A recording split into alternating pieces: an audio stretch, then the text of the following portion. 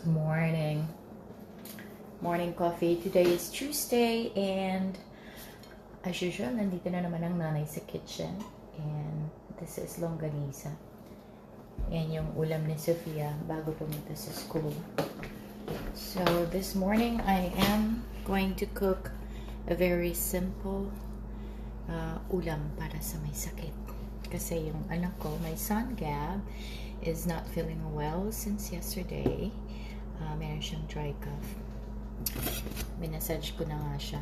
Want him to have at least a very good night's sleep.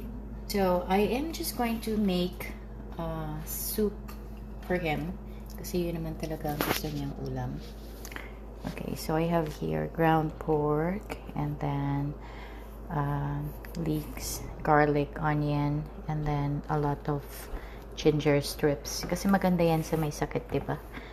And cubes na patatas, and then bok choy. So, napakadali. Para lang may sabaw siya. And then, may longganisa pa naman. So, yun. Luto na tayo. Okay, a little bit of... That is avocado. Kaya siya ganyan. Avocado oil. I'm using avocado oil. Then, we'll add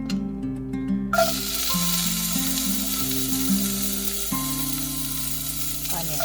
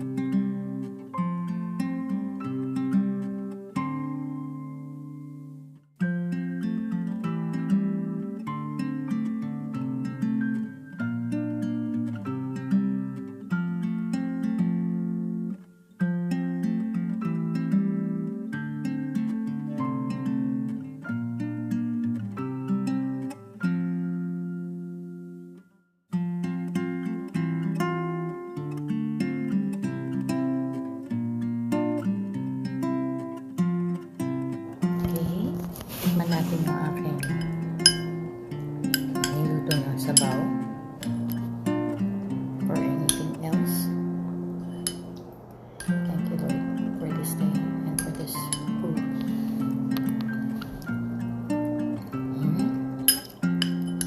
Good. Very simple. Napakabilis lang. 40 minutes. Kasi nalaga ko na yung